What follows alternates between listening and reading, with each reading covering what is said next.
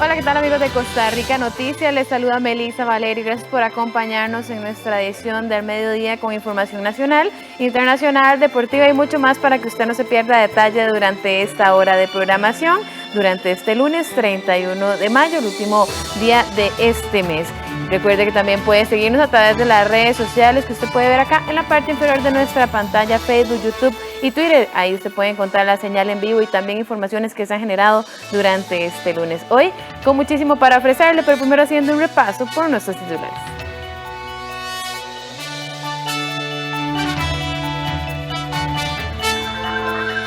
El ministro de Salud, Daniel Salas, dijo a los diputados esta mañana que el país ya superó la meta de vacunación proyectada para junio. A la fecha se han aplicado más de 1.600.000 dosis anti-COVID.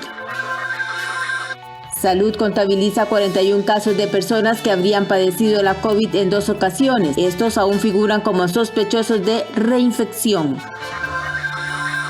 A la mayoría de los costarricenses les preocupa y hasta alarma el cambio climático, pero pocos toman acciones al respecto. Los peruanos entran esta semana en la recta final para segunda ronda de elecciones. La derechista Keiko Fujimori y el candidato de izquierda Pedro Castillo se disputan la presidencia. 12:04 y vamos con el detalle de las informaciones. Como lo veíamos en titulares, el ministro de Salud, Daniel Salas, dijo a los diputados que la meta de vacunar a 1 millón de personas se superó un mes antes de lo previsto. El jerarca anunció que en los próximos días se podrían vacunar menores de 12 años. Melanie Corrales nos informa en vivo desde la Asamblea Legislativa. Muy buenas tardes, Melanie, adelante. Hola Melissa, así es, muy buenas tardes. Bueno, hoy sí llegaron los diputados para recibir al ministro Salas, quien la semana anterior quedó plantado luego de que no se cumpliera con el quórum reglamentario, y el ministro empezó su exposición a eso de las 9:30 de la mañana por durante 40 minutos explicando a los legisladores y legisladoras cuál es el proceso de vacunación que se está llevando, cuáles fueron los estándares de calidad que se tomaron en cuenta para seleccionar estas vacunas y también sobre todo las metas que tiene el país proyectadas. Según Salas, ya se superó la primera meta, que era vacunar a 1 millón de personas para junio. Se superó un mes antes de lo que se tenía previsto, y también el jerarca indicó que se podría vacunar muy pronto a menores de 12 años. Veamos.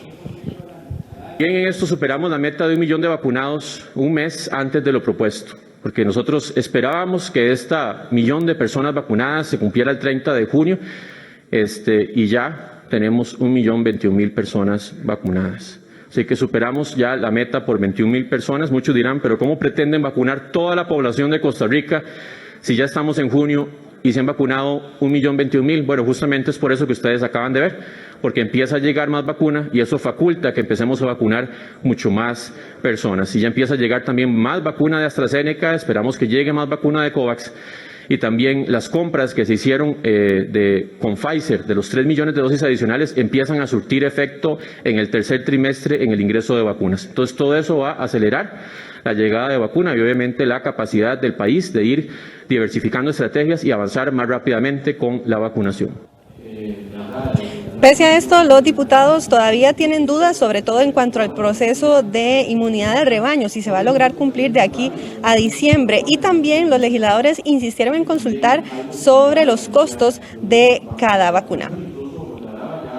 Y esa línea de tiempo en la cual nuestro país va a estar realizando la vacunación los próximos meses, queda en evidencia que el ministro nos indica que no la tiene, que tiene que solicitárselo a la Caja Costarricense del Seguro Social, y eso preocupa en el sentido de que cuál va a ser entonces esa línea clara para atender a esas más de 4 millones de personas y cumplir con la meta para diciembre de ese año. Parece que él viene a siempre se ha hablado que era a diciembre, siempre se ha hablado y han sido constantes en el tema de que ellos quieren inmunidad a diciembre, y me parece que hasta que hubo presión política empezaron a acelerar las opciones. A mí me queda duda todavía de que, a pesar de que Pfizer no había entregado a velocidad importante las vacunas, fueran a comprar 3 millones de vacunas adicionales sin tener garantía de cuándo. Me parece que esa es la gran falla. Me parece que lo más central en este caso es que los problemas que afronta el país en términos de poder acceder a más vacunas no se resuelven con simplismos. son problemas que afronta el mundo y que además, a pesar de ello, la estrategia costarricense nos coloca con muy buenos resultados e indicadores en el contexto global. Dicho esto, además se ha podido eliminar o poder aclarar algunos de los mitos y de las falsedades que se han colocado. Por ejemplo, que no había esfuerzo de acercar al sector privado o que no había esfuerzo de atraer vacunas de otras fuentes farmacéuticas o de otros países. Todo eso, con la explicación del ministro, donde se demuestran los tiempos en los que esos diálogos se han venido dando, queda absolutamente clarificado. Bien, acaba de terminar precisamente esta primera parte de la comparecencia. Estaban ahora haciéndole consulta a los diputados de la fracción del Partido Unidad Social Cristiana y ahora van a seguir también con otras consultas a los diputados de Restauración Nacional. En pocos minutos harán un receso los diputados para el almuerzo y retornarán en horas de la tarde para continuar con esta rendición de cuentas del ministro de Salud, Daniel Salas, quien está acá desde las 9:30 de la mañana explicando el proceso de vacunación que se está llevando en nuestro país. Melissa. Muchas gracias a nuestra compañera Melanie Corrales y más adelante iremos con ella para que nos cuente acerca de lo que fueron estas preguntas de los diputados al ministro de Salud, Daniel Salas, quien esta mañana estuvo en la Asamblea Legislativa. Y continuamos con información en vivo, y es que el puente antiguo de Saprissa pasará de 2 a 3 carriles luego de que la Contraloría General de la República diera el aval para su ampliación y reforzamiento. El costo de esta obra será de $22 millones financiados por el Banco Centroamericano de Integración Económica BCIE, y las obras serán ejecutadas por el consorcio Virilla 32. La periodista Rita Valverde nos trae el detalle. Muy buenas tardes, Rita, adelante.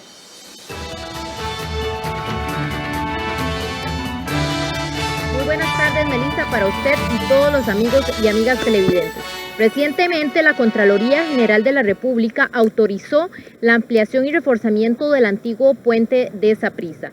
Esto será una ampliación a un carril más. Recordar que tiene 2 carriles, entonces se ampliará a 3 carriles y también se reforzará su estructura. La Contraloría General de la República avala este proyecto por un monto de $22 millones que empezará este año y que se extenderá por al menos 12 meses su ampliación. Recordar que el nuevo puente también del Saprissa, que está contiguo, que está a la par de esta nueva o esta estructura que se va a reforzar, fue inaugurada en septiembre del año anterior y tiene 2 carriles, por lo que las autoridades de transporte esperaban ampliar el tramo que va desde este puente hasta el cruce de San Miguel de Santo Domingo, conocido como el cruce de Doña Lela. Sin embargo, las obras de ampliación que esperaban ampliar estos carriles de 2 a 4 por estas 4 carriles que tienen los puentes están actualmente paralizadas debido a la falta de dinero. Pero veamos a continuación los detalles sobre esta nueva ampliación. La estructura del antiguo puente del Virilla recibirá una ampliación y reforzamiento de sus estructuras tras años de construcción. Así lo avaló la Contraloría General de la República en una adenda del contrato del nuevo puente del Virilla que está aún vigente. La nueva estructura no solo será reforzada, sino que tendrá una ampliación de 2 a 3 carriles. Carlos Jiménez, gerente de la unidad ejecutora del CONAVI, explicó en qué consistirán los trabajos. Es una intervención integral de toda la estructura. Es una estructura viejita que está dañada, ¿verdad? Entonces venimos desde la parte inferior de la subestructura, reforzamos cimentación, reforzamos columnas, reforzamos vigas, una zona que tenemos dovelas, o sea, voladizos sucesivos, también le hacemos un retensado al mismo, reconstruimos, demolemos y construimos bastiones nuevos. La idea es incluir más vigas, y jabalcones de reforzamiento, lo cual eventualmente en la superestructura nos permite ampliar, pasando de 2 carriles a 3 carriles y haciendo el espacio suficiente para incluir una acera grande similar a la acera del Puente Nuevo. Adicionalmente colocamos barreras antisuicidio y toda la demarcación y demás. El periodo de construcción será de 12 meses, sin embargo, aún no se tiene una fecha de inicio definida. Como parte de lo que es la actualización del memorándum de acuerdo, tenemos que hacer varios trámites administrativos internos por parte de UNOPS. Esto adicionalmente requiere validación de diseños, otra serie de cosas, y esto nos va a llevar algunas semanas. Una vez que ya tengamos esto listo, pues sí daríamos orden de inicio para efectos de la construcción y la reparación. El periodo que tenemos proyectado para las obras físicas son 12 meses.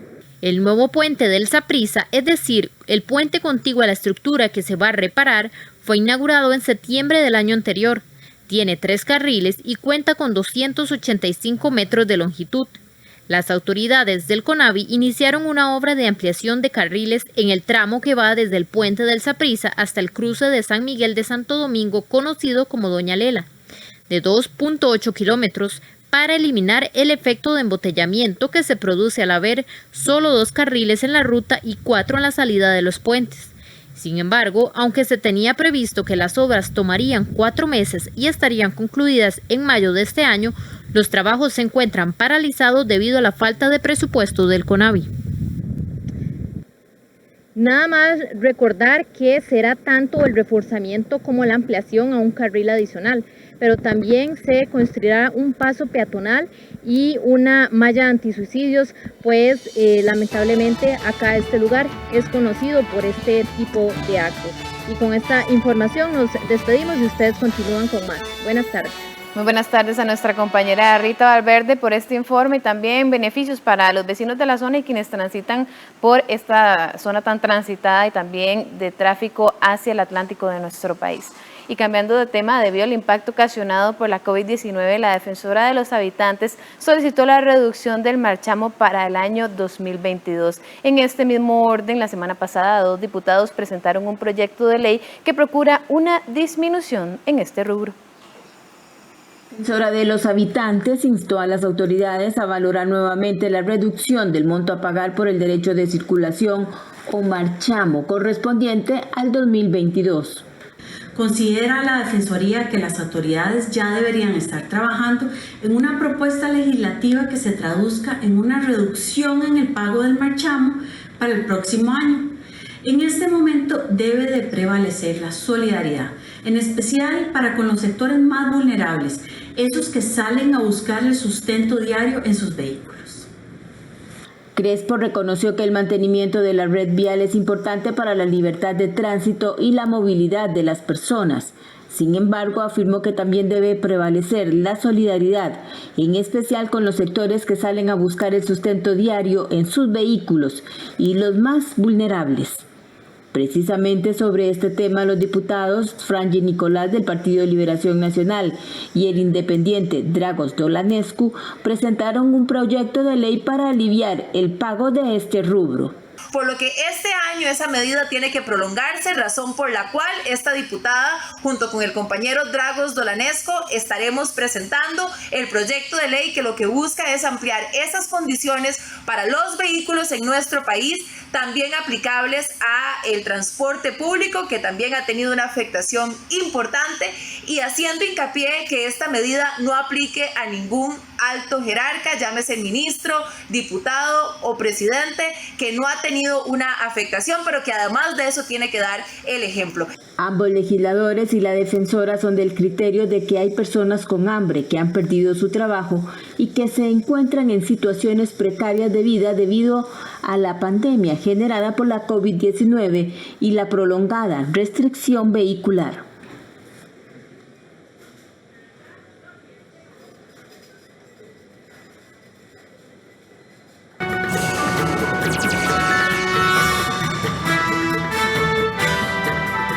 Y a las 12:17 le contamos cómo se encuentra el tránsito en nuestro país gracias a la señal de cámarasvialescr.com. Ustedes pueden observar el sector de la ruta 27 después del peaje de Escazú, bastante fluidez vehicular en ambos lados de la vía, así que evitar la velocidad en carretera. Vemos en pantalla Atillos 8, como es habitual, en esta zona de la ruta 39 hay un poco más de tráfico debido al semáforo que se encuentra en esta zona, así que tome paciencia si debe transitar por Atillo 8 por circunvalación. Vemos en pantalla la ruta 1, el sector del Real Cariari, fluidez vehicular en ambas vías, tanto para quienes van para San José como para quienes buscan ingresar a Alajuela o Belén. Recuerde que a la altura de la Firestone están realizando trabajos que podrían detener un poco este tráfico o la tranquilidad suya en carretera. Por último, vemos el sector del Registro Nacional. En esta zona sí hay un poco más de tránsito de vehículos, así que si debe transitar por allí, tome las medidas del caso, la paciencia, y con el cielo algo nublado podríamos estar esperando lluvias. Y a las 12:17 hacemos nuestra primera pausa comercial, pero le adelantamos que el Ministerio de Salud contabiliza 41 casos de personas que se habrían reinfectado de coronavirus. Hacemos una pausa y venimos con la información sobre la pandemia.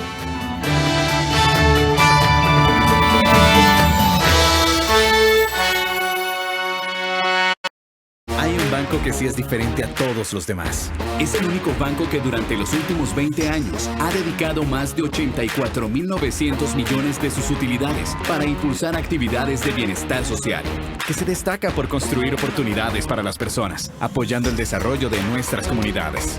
Un banco con productos y servicios accesibles que genera el crecimiento de las MIPYMES, creando oportunidades de trabajo. Nosotros sí somos diferentes. Banco Popular y de Desarrollo Comunal. Construimos bienestar. Lo que sucede en nuestras comunidades, de costa a costa, informando a todo el país. Costa Rica Noticias Regional. Todos los días a la 1:30 de la tarde. Y los martes, luego de Soluciones del 13. Aquí en 13, Costa Rica Televisión.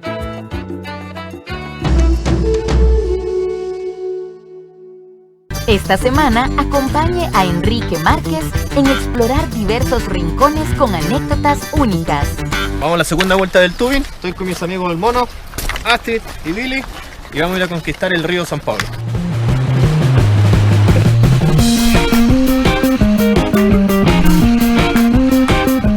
La Ruta de Enrique, los sábados a las 12 del mediodía, aquí en 13, Costa Rica Televisión. Yo apoyo a mi nieto Felipe cuando hace tareas de la escuela. Juntos hacemos un horario antes e incluimos tiempo para descansar y jugar. Nos gusta conversar y llegar a acuerdos. Eduquemos sin castigo físico ni trato humillante. Formemos con amor y respeto. PANI y Gobierno de la República. Banco Popular presenta El Tipo de Cambio.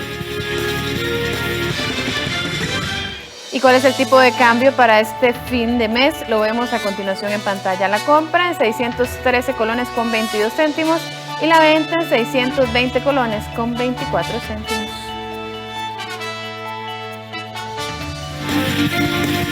Banco Popular presentó El Tipo de Cambio.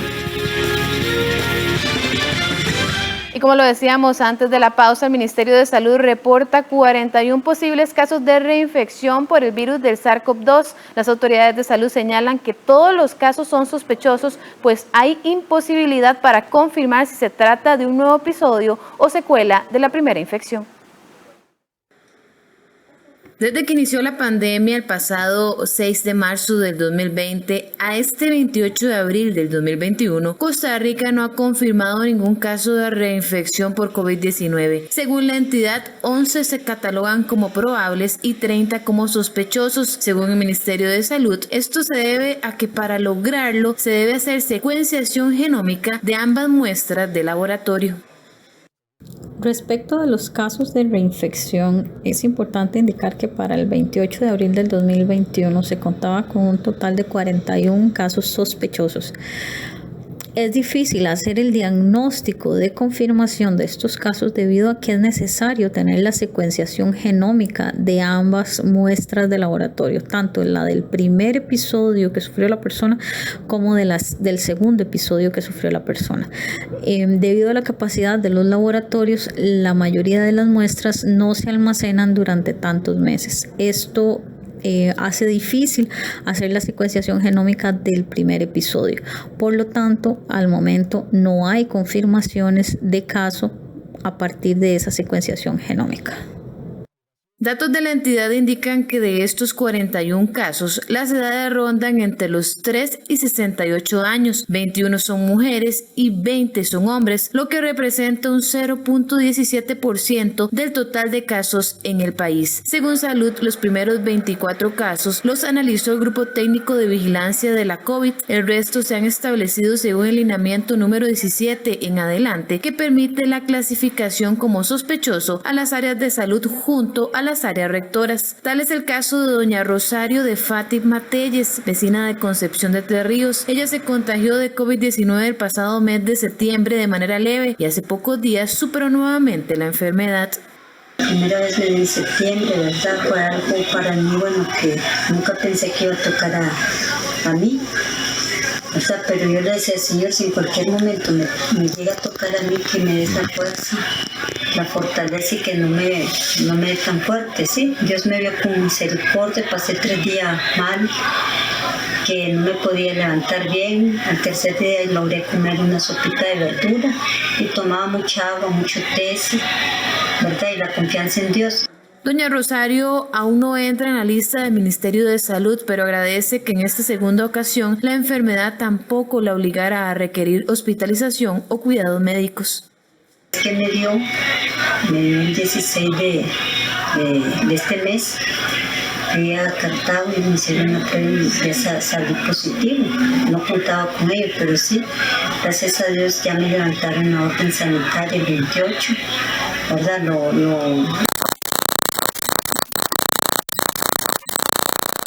Y continuando con temas de salud, 7 de cada 10 pacientes presentan el síndrome post-COVID-19. En la mayoría de los casos se trata de cansancio extremo y dolor de cabeza tras los 10 días de aislamiento. Posterior a la salida de la cuarentena, alrededor de 8 días después, unos dolores en el cuerpo como el día que estuve tan mal. Como la cabeza sentía, no era un dolor de cabeza constante, sino como una presión, ¿verdad? Estas son las palabras de Eliana Sancho, vecina de San Carlos, madre de 2 niños, a quien la COVID-19 atacó de manera moderada, pero a pesar de haber sido de alta el pasado 7 de mayo, aún hoy ella y su esposo padecen algunas secuelas. Como adolorido, como de quiebrahuesos, así, pero es así un día, digamos, y ya al día siguiente yo amanezco súper bien. Nosotros salimos de la enfermedad aproximadamente hace 15 días más o menos, y de esos 15 días al día de hoy yo lo he sentido alrededor de 3 veces, 3 días más o menos, que yo me siento así, eso que usted no quiere ni mover una mano porque usted siente que le pesa la mano, esos dolores en las articulaciones. Y he notado que, por ejemplo, él se agita muy fácil, ¿verdad? Cosa que eso no le pasaba. Entonces, tiene que salir a trabajar normalmente y ese tipo de situaciones. A veces se pone a jugar con la chiquitilla y entonces yo le escucho, tal vez hasta ni cuenta se da, ¿verdad? Pero yo sí le escucho la respiración agitado, ¿verdad? Tiene que jalar más aire y eso no le pasaba. Entonces, eso sí me preocupa. Y es que datos de Copesana RL indican que 7 de cada 10 pacientes diagnosticados con coronavirus dicen continuar con ciertos síntomas después de los 10 días de aislamiento. Síndrome post-COVID es un cuadro que se da posterior a que las personas pasen lo que es la enfermedad del COVID-19. Anteriormente se le llamaba como COVID prolongado, y ahorita se tiene el nombre de síndrome post-COVID. Son síntomas que la persona sigue presentando a pesar de ya haber sobrellevado lo que es la enfermedad como tal. Pero ¿cuáles son estos síntomas? Fatiga, cansancio, falta de aire, dolor de cabeza y pecho, ansiedad y malestar general. Mientras que a largo plazo algunas de las consecuencias que se han detectado son insuficiencia cardíaca, el síndrome de Guillain-Barré, enfisemas pulmonares, ansiedad y depresión. Puede ser que afecte el corazón, la parte cardiovascular, el cerebro también, puede afectar la parte pulmonar, dejando cicatrices a nivel de los pulmones. La parte circulatoria la puede afectar, generando lo que es...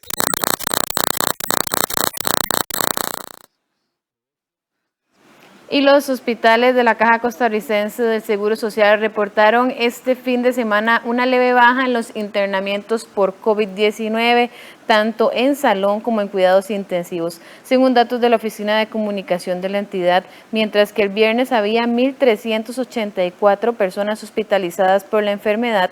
Para la tarde de este domingo se reportaron 1.360 personas, es decir, una liberación de 24 camas. Si lo vemos en internamientos de de cuidados intensivos, la cifra también disminuyó, ya que el viernes se informó que había 516 pacientes y para este inicio de semana se reportaron 511. La entidad no detalló si la baja obedece a nuevas defunciones o a dadas de alta, pero insistió que la mayoría de pacientes en condición UCI se concentran en el SEACO con 84, en el Calderón con 89, el Hospital México con 117 y el San Juan de Dios de 59. Por último, el grupo de edad más afectado por la pandemia sigue siendo las personas con edades entre los 30 y 69 años. Y los guardaparques fueron incluidos en el primer grupo de vacunación contra la COVID-19. Esto debido a la estrecha relación que tienen con los turistas, tanto en los parques nacionales y en las áreas silvestres protegidas. Unos 1.152 funcionarios del Sistema de Áreas de Conservación SINAC fueron integrados en el primer grupo de vacunación, según informó el director ejecutivo de esta entidad. Ante la alta exposición directa con la población, el jerarca aseguró que el personal es considerado como grupo prioritario de vacunación. Este proceso ha sido efectivo gracias a la coordinación entre el despacho de la señora ministra, la dirección ejecutiva del SINAC y las autoridades de salud y de la Caja Costarricense de Seguro Social. Este proceso igualmente nos permite dar un paso adelante para evitar la propagación del COVID y así también proteger la salud de nuestros funcionarios que día a día están atendiendo turistas nacionales e internacionales, atendiendo la denuncia ciudadana, así como también labores de control y protección. Gutiérrez explicó que también incluyeron a los funcionarios de la Secretaría Ejecutiva, a los trabajadores de las oficinas regionales, de las oficinas subregionales y de las áreas silvestres protegidas de las 11 áreas de conservación. En el primer grupo de vacunación se contemplan a los funcionarios de la salud, de la Comisión Nacional de Emergencias, los bomberos, el personal de la Cruz Roja y también los cuerpos policiales.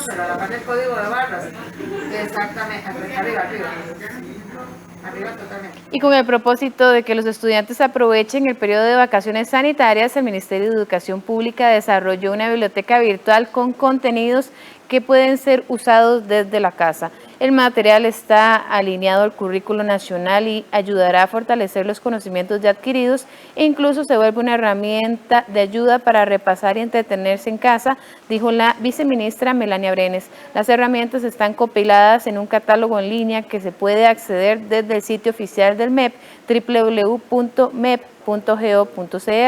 Entre los materiales se encuentran contenido específico para el aprendizaje de inglés, además de apps para ampliar el vocabulario, aumentar la creatividad, retos de lectura, entre otros temas. Los expertos en educación recomiendan mantener la dinámica de los menores con periodos de descanso, ejercicio, aprendizaje a través de juegos, tiempos de alimentación, cooperación en el hogar y controlado el uso de los dispositivos digitales. Recordemos que el curso lectivo se retomará hasta el próximo 12 de julio.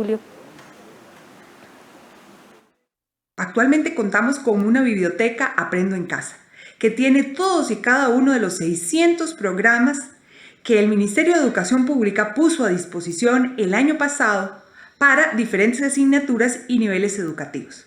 Además tenemos recursos audiovisuales riquísimos para trabajar en la primera infancia, como por ejemplo Cantemos en Casa, o El Mundo de Nani, que es de una producción reciente con la Universidad Estatal a Distancia, y una serie de otros recursos que están disponibles a través de diferentes micrositios en el Ministerio de Educación Pública y que son parte de Aprendo en Casa y del proceso de educación combinada. Y cambiamos de tema, y es que ¿quién no ha sentido el fuerte ardor de la picadura de las llamadas hormigas de fuego? Hoy en nuestra sección Animales en Libertad conoceremos más detalles de este insecto que usualmente ataca cuando agreden su hormiguero.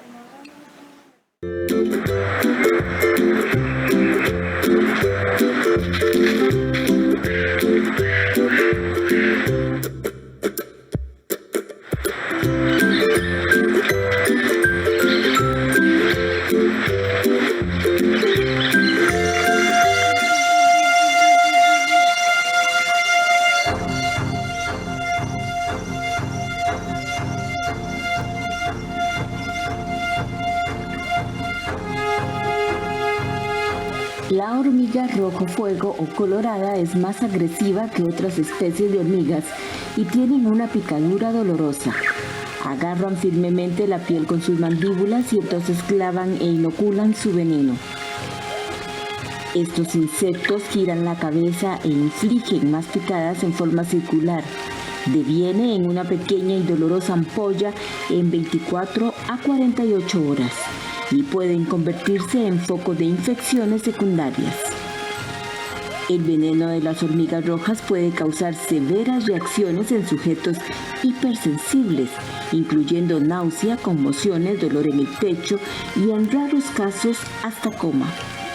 Atacan a las personas, plantas y animales. También pueden causar daño a los hogares, construcciones, unidades de aire acondicionado y cables de teléfono. La antena de una hormiga le permite rastrear y probar sus alimentos, detectar las corrientes de aire, sentir la textura de las superficies, escuchar y oler. Los montículos de las hormigas rojas pueden tener 5 centímetros de altura, adentrarse en el suelo con más de 50 centímetros de profundidad y contar con túneles laterales que se extienden hacia afuera de 20 centímetros y medio en todas las direcciones. Generalmente las obreras de esta especie viven de 4 a 6 semanas. Las reinas pueden vivir hasta 7 años o más. Una sola colonia de hormigas de fuego podría tener docenas de reinas, cada una capaz de incubar hasta 1.500 huevos por día. Según los investigadores, el aumento del comercio y de viajes podrían estar detrás de la expansión global de este insecto. Probablemente se fueron como polizones en barcos de carga de Sudamérica a Estados Unidos.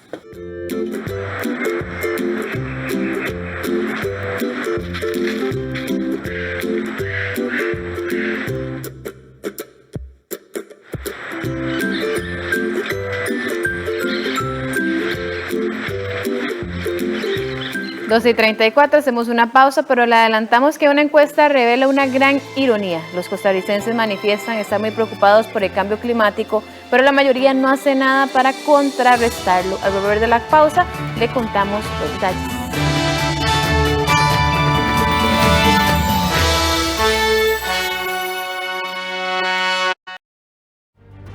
Monteverde se ha convertido en mi comunidad y entre todos nos cuidamos.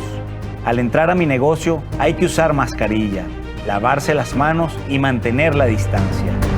Yo tuve COVID, pasé por momentos muy duros y no quiero eso para mi familia ni para mis vecinos y amigos. Queremos que más personas puedan conocer este maravilloso país con seguridad. Y eso solo se logra si nos cuidamos todos. Un espacio para historias audiovisuales y sus directores. Disfrute La Butaca, los jueves a las 9 de la noche, con repetición los domingos a las 11 de la mañana. Aquí en 13, Costa Rica Televisión. Para conmemorar el Día Mundial Sin Tabaco, presentamos Día D, el primer día sin tabaco, el inicio de mi vida. Yo empecé a fumar, empezar a los 12 años. Mi papá fumaba en ese tiempo, entonces él botaba las chingas y me agarró curiosidad. Un documental con testimonios de personas que se pusieron un reto y lo lograron. Mi vida sin fumar ahora es más feliz, es un nuevo comienzo.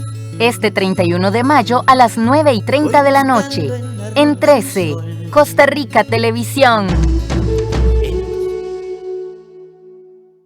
Mi hijo Sebastián pasa mucho tiempo con su celular y su computadora. Por eso analizamos los beneficios y riesgos del Internet, sus gustos propios y cómo distribuir bien el tiempo. Eduquemos sin castigo físico ni trato humillante. Formemos con amor y respeto. PANI y Gobierno de la República.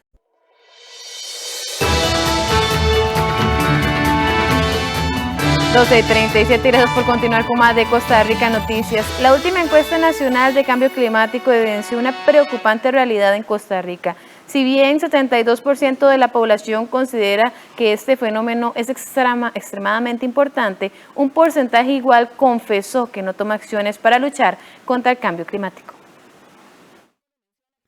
Una abrumadora mayoría en Costa Rica asegura que las actividades humanas provocaron cambios en el clima que el cambio climático ya está causando daño a nuestras comunidades y que atender la crisis climática debe de ser una prioridad en la política pública.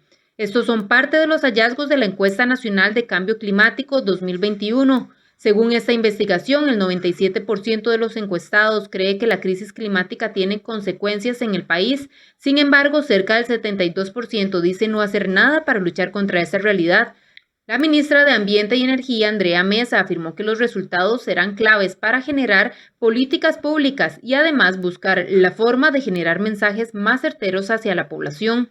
Uno de los principales temas para tratar de despolitizar esta conversación es que justamente podamos hablar en espacios seguros, con información más clara, más cercana a nuestras realidades, y esa es una de las formas a veces menos aplicadas por la institucionalidad o por los expertos climáticos. Entonces, los datos que tenemos aquí nos refuerzan que acciones como las conversaciones climáticas son fundamentales, que seguir con estos esfuerzos de intercambio, de conversatorios, pero sobre todo de tratar de llevar esa información a los territorios es un reto fundamental. Se identificó además que el 62% de las personas dicen estar alarmadas ante el cambio climático, el 24% preocupadas, 12% están en la categoría de cautelosas, las personas dudosas son el 2% y las desconectadas y las despreciativas no llegan ni al 1% cada una. Sin embargo, esta condición de alarma no se traduce en acciones o movilizaciones sociales o políticas. Si bien casi 3 de cada 4 personas dijeron que el cambio climático era extremadamente importante o muy importante, el mismo porcentaje respondió que nunca participa en reuniones, convocatorias u organizaciones de su comunidad sobre el tema. Que si bien la preocupación está a un nivel muy alto, no logramos canalizar esa preocupación en participación en organizaciones, en convocatorias, reuniones. Y pasa igual con las cartas a funcionarios públicos o con las conversaciones. Casi 50% dice que nunca ha buscado información o acción, pero en otra pregunta, 2/3 de las personas dijeron que necesitaban más información, entre mucha y un poco más información sobre el tema y sobre cómo evitarlo. Muchas veces estamos viendo que la ciudadanía expresa preocupación, pero también estamos viendo brechas, según la encuesta, entre lo que es la preocupación y la acción. Y también se está mirando ahí que, si bien es prioritario para la población, eso no necesariamente se va a traducir en una exigencia inmediata o directa hacia los actores públicos y privados que están a cargo de la toma de decisiones. Por otro lado, el 93% de los encuestados considera que sí ha notado cambios en las condiciones del tiempo o el clima en los últimos años. De ellos, 86% respondió que sí ha oído hablar sobre el cambio climático. Las 3 respuestas más comunes ante la pregunta de ¿qué ha oído sobre el cambio climático? Fueron contaminación del medio ambiente con un 15%, calentamiento global un 13% y más lluvias un 7%. Un 81% coincide en que las personas podrían reducir el cambio climático, pero la gente no está dispuesta a cambiar su comportamiento, por lo que no podríamos reducir sus efectos en Costa Rica. Y la fracción del Partido Unidad Social Cristiana definirá este martes las medidas que tomarán con respecto a la cercanía que tuvo el diputado Óscar Cascante a supuestos narcotraficantes que incluso lo visitaron en la Asamblea Legislativa. Melanie Corrales nos informa. Muy buenas tardes, Melanie, adelante. Hola Melissa, así es, muy buenas tardes. Aunque se encuentra acá en el plenario legislativo, el diputado Óscar Cascante no ha dado hoy declaraciones a la prensa y pese a insistentes llamadas y también mensajes de texto de los medios de comunicación, incluyéndonos, no se ha referido. También hicimos hoy la gestión por medio de la encargada de prensa de la fracción de la Unidad Social Cristiana, quien nos dijo que el diputado tampoco le respondió si nos podía atender y a esta hora todavía no ha dado declaraciones. Con quien sí hablamos fue con el jefe de la fracción del Partido Unidad Social Cristiana, Pablo Heriberto Abarca, quien nos comentó que el día de mañana se reunirán como fracción para tomar las acciones a seguir con respecto a este caso. Como usted lo indicaba, el diputado Cascante ha sido relacionado con supuestos narcotraficantes quienes al parecer le visitaron incluso acá en la Asamblea Legislativa, y también se dio a conocer en las últimas horas que el legislador hizo lobby para favorecer a estas personas en apariencia. Vamos a ver las declaraciones del diputado y jefe de la bancada del Partido Unidad Social Cristiana, Pablo Heriberto Arca. Es un tema que veremos en la fracción mañana a las 5 de la tarde. ¿Qué van a considerar? 5 minutos después del plenario. ¿Qué van a considerar para tomar esa decisión? Vamos a comentarlo, no voy a adelantar criterio. ¿Ya usted ha hablado con Domas? Hemos conversado un poco, pero prefiero hacerlo institucionalmente. ¿Va a estar en esa reunión presente? Por supuesto. Perdón, ¿usted ha leído que ha visto el caso? ¿Qué valoración hace usted? Así preliminarmente, digamos. No quisiera adelantar criterio hasta conocer los detalles de parte de don Oscar. Pero se interpreta que él no actúa de mala fe. Yo interpreto que él actuó de buena fe renunciando a la comisión y esperaría que nos aclare más cosas. Bien, comentarles que en este tema también podría abordarse en la comisión que se creó de manera especial para investigar todo el la posible penetración del narcotráfico en los gobiernos locales y también en la política nacional. El diputado del Partido Acción Ciudadana, Luis Ramón Carranza, dice que solicitará que esto se vea precisamente en esta comisión legislativa, y también pudimos conversar con la diputada quien preside esta comisión, Zoila Bolio, quien dice que si la moción así lo permite, este tema se estaría abordando en dicha comisión. Y eso, lo primero que hay que denunciar, porque temen que lo veamos ahí, es que tienen mejores amigos o gente en seguridad del narcotráfico para verlo y que se minimice. No, nosotros creamos una comisión especial para un tema especial, y es ver de frente el lavado de dinero y el narcotráfico en la política. El reglamento de la Asamblea estipula que el marco, el objetivo de la comisión, no lo decidimos nosotros al interno de la comisión. Es mandato que dio el plenario a través de la moción que se aprobó. Entonces, tenemos que valorar si dentro de ese objetivo cabe esta investigación, y si cabe, por supuesto que sí, obviamente sí. Pero nosotros no podemos cambiar el objetivo que nos dio el plenario por mayoría, unanimidad, todos la votaron a favor. Yo no puedo decir, ahora vamos a investigar esto, porque entonces estaría incumpliendo el mandato que se nos dio. Bien, esta comisión sesionará el día de mañana a las 9 de la mañana acá en la Asamblea Legislativa, y por supuesto que vamos a estar muy pendientes de lo que ocurra con respecto al diputado Óscar Cascante del Partido Unidad Social Cristiana, a quien le visitaron estos sujetos que en apariencia tienen vínculos con temas relacionados con narcotráfico. Melissa, la información desde la Asamblea Legislativa. Nada más agregar que continúa el ministro Salas respondiendo a las preguntas de los legisladores, y así seguirá hasta en horas de la tarde. Muchas gracias a nuestra compañera Melanie Corrales, y por supuesto esta información la tendremos en nuestro noticiero estelar a las 7 de la noche. Gracias.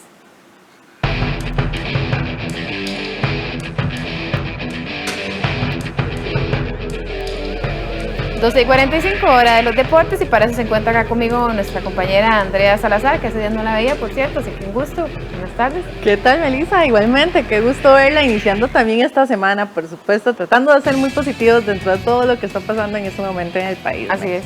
Así que vamos a arrancar con los deportes, y es que la inestabilidad en el banquillo se convirtió en normalidad en Herediano. Los florenses han iniciado cada uno de los últimos 8 torneos con técnico diferente. Hoy el equipo está sin entrenador tras la salida de Luis Marín.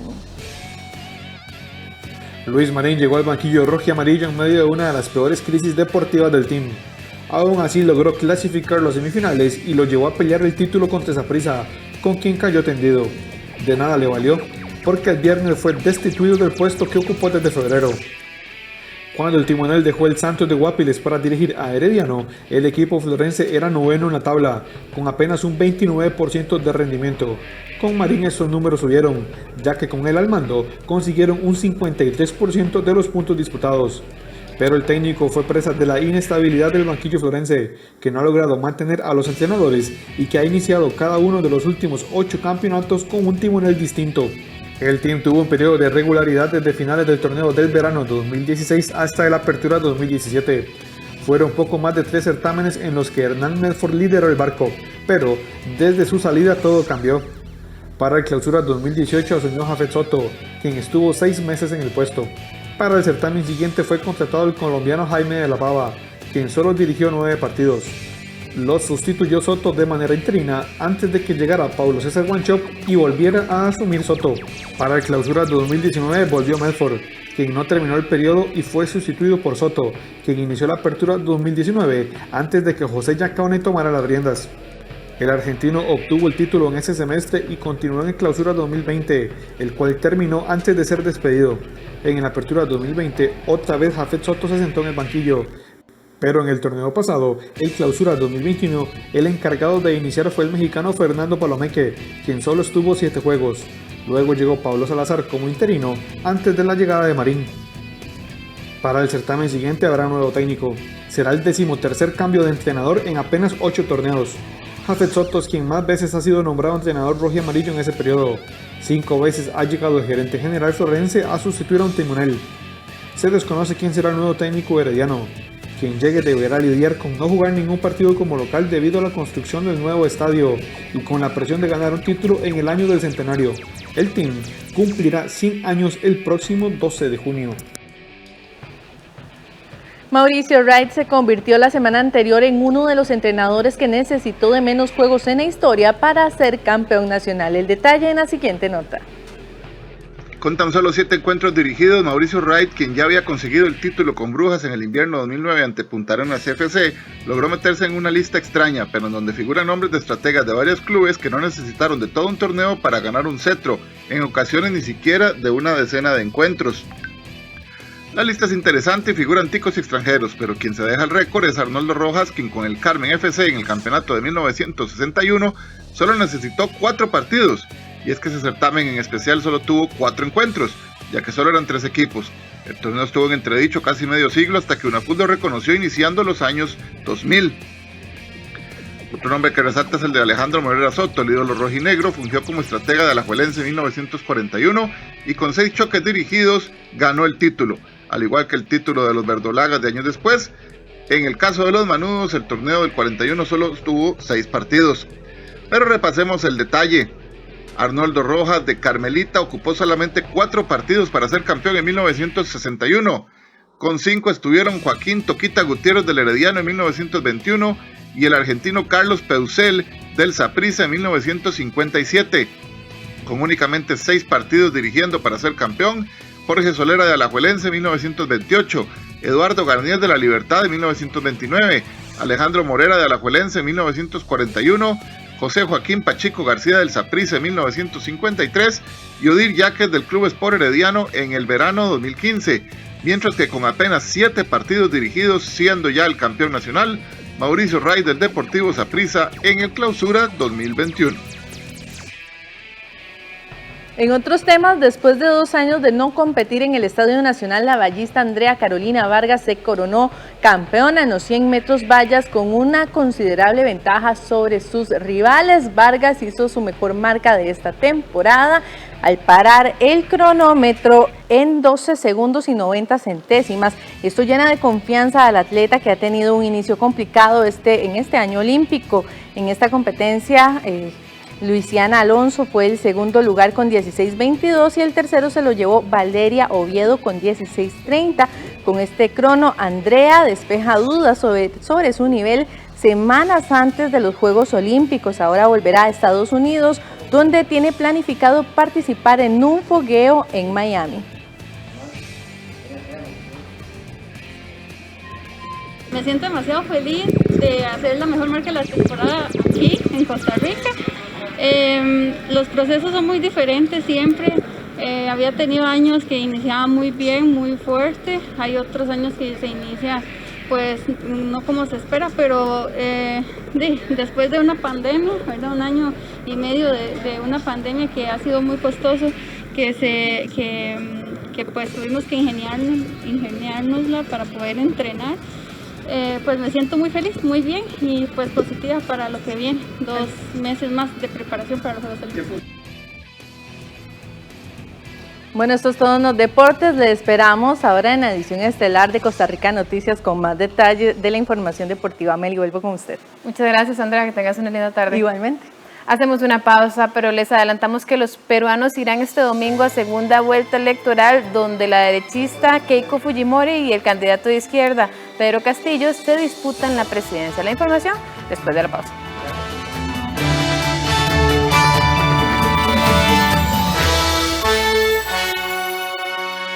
Es urgente que ahorremos agua. Mientras nos enjabonamos de las manos y lavamos los platos, cerremos la llave y al abrirla reduzcamos la presión del agua. Revisemos que no existan fugas en el servicio sanitario. Reguemos las plantas de noche y con un recipiente pequeño. Al lavar, aprovechemos el agua con una tanda completa de ropa. Por su seguridad y la protección ante el COVID-19, comprometámonos con el ahorro de agua. AIA, 60 años de llevar salud y bienestar. Esta joven que ven aquí es la protagonista de nuestra historia. Su nombre es Fukuko Imai. Fukuko es una joven que le encantará con sus ocurrencias y simpatía. Contesta rápido. ¡Otelo, Sakatoyo! ¿En qué le puedo ayudar? Sí, siempre es así. Las más bonitas van a la recepción. Y las demás van a donde nadie las ve. Oigan, ¿creen que mi cara es fea? ¿Tu cara? Es que como en la escuela solamente había mujeres, esa idea ni siquiera se me había pasado por la cabeza. No hagas caso a lo que digan de tu cara. Sí, es verdad, que digan lo que quieran. Aquí tiene. Mampuku, barriga llena. Muy pronto. En 13, Costa Rica Televisión. Todos los martes a partir de la 1 de la tarde desde Casa Presidencial, la conferencia de prensa sobre el coronavirus. Manténgase informado e informada con los datos oficiales. En 13, Costa Rica Televisión. Hola, ¿qué tal? Mi nombre es Adrián Naranjo y soy parte del equipo de producción de 13 Costa Rica Televisión. A diario nos llegan mensajes de apoyo, informaciones de iniciativas gubernamentales, empresariales que buscan adaptarse y sobrevivir. Historias innovadoras y esperanzadoras de personas que luchan por encontrar soluciones en estos tiempos de cambio. Y son precisamente esos esfuerzos los que vamos a compartir acá, en este programa Soluciones del 13. Todos los días a la 1 de la tarde y los martes luego de la conferencia del COVID. Aquí en 13, Costa Rica Televisión.